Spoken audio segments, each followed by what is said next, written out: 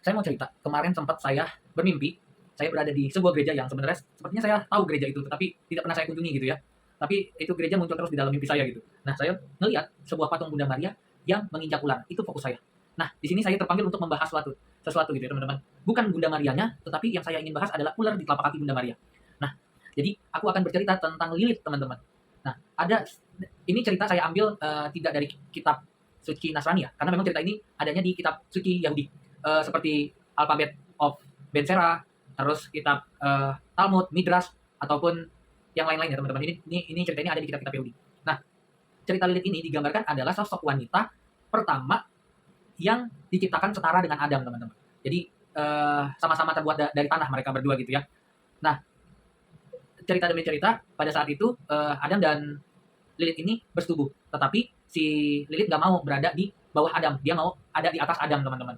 Nah, karena itu adalah makna simbolik ya, bahwa wanita itu harus setara dengan pria. Nah, habis itu si Lilith ini membangkang ataupun marah gitu ya, kenapa saya yang diciptakan sama dengan Adam, kenapa harus berada di bawah Adam gitu. Nah, habis itu Lilith itu pergi meninggalkan Adam dan bahkan marah, pergi meninggalkan Taman Eden pada saat itu. Nah, Lilith ini juga diusir ya teman-teman. Nah, habis itu Tuhan menciptakan Hawa dari tulang rusuk Adam teman-teman untuk mendampingi Adam. Nah, cerita demi cerita Lilith ketika pergi dari Taman Eden, diusir dari Taman Eden. Nah, dia bertemu dengan salah satu malaikat. Malaikat ini bernama Samael. Samael ini digambarkan dengan sosok iblis atau Satan gitu ya. Samael ini adalah Satan itu. Nah, ketika itu disitulah Lilith merencanakan sesuatu untuk membocorkan situasi Taman Eden, dan disitulah iblis bermain atau Satan itu bermain.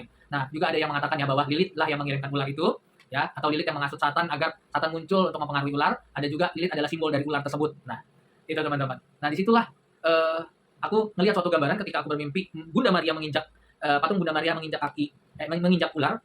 Itu kan disimbolkan sebagai kebaikan menang atas kejahatan. Dan di situ juga ada janji Tuhan bahwa saya akan mengadakan permusuhan antara perempuan dan ular, dari keturunan perempuan dan keturunan ular tersebut. Perempuan akan menginjak kepala ular dan ular hanya akan meremukkan kaki dari perempuan tersebut. Nah, itu adalah bentuk dari perjanjian Tuhan kan. Nah, dan aku ngelihat ada satu sisi di mana ada satu pesan ya ketika aku ngelihat Bunda Maria menginjak kaki ular adalah di mana artinya light feminim harus lebih kuat teman-teman melawan dark feminim gitu. Dan pesan ini bisa aku tunjukkan kepada buat teman-teman perempuan wanita bahwa